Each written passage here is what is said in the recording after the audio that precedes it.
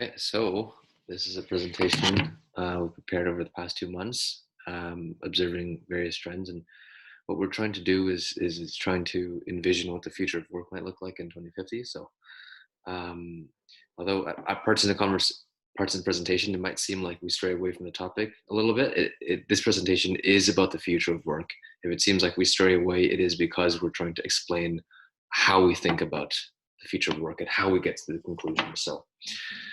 Okay, so before we go in, it's important to first explain the methodology that we use to come to our conclusions. As we said, as our world becomes more interconnected, it makes sense for us to deploy new types of thinking.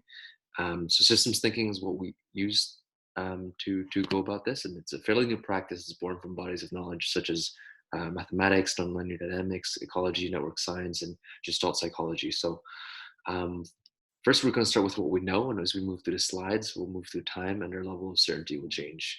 An analogy I want to bring our attention to is an analogy of a couple of doctors and philosophers hovering over a dissection table of a small animal, maybe an autopsy of a pig.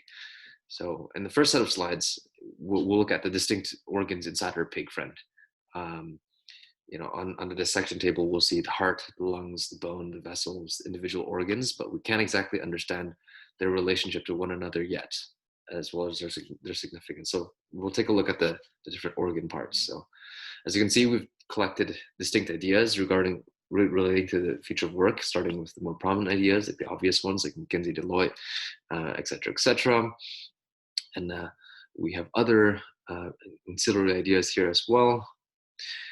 Now, on the second set of slides, we actually get to see how these organs interact with one another. We look out into the near future, into 2025.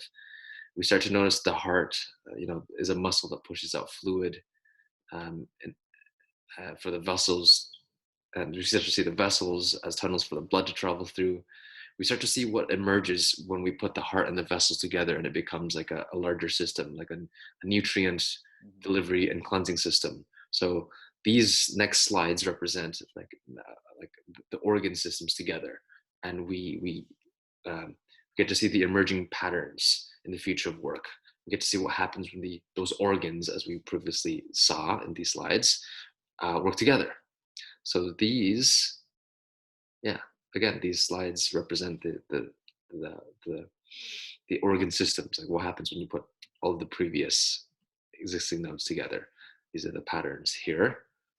I can speak more specifically to them later. Um, yeah, on the third set of slides, we zoom out even further and we push out even further in time.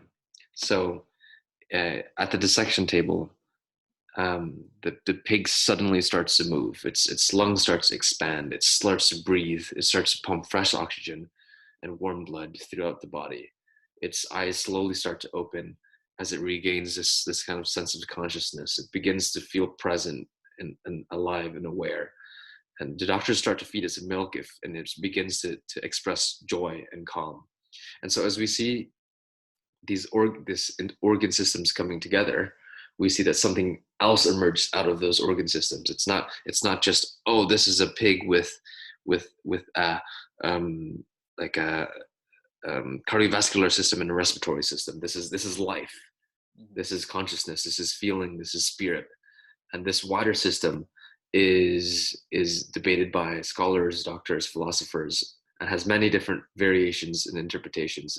In the same way that this widest system has many different possible interpretations and variations, our venture into the future of work in 2050 consists of a variety of possibilities. So, and these possibilities are shown here.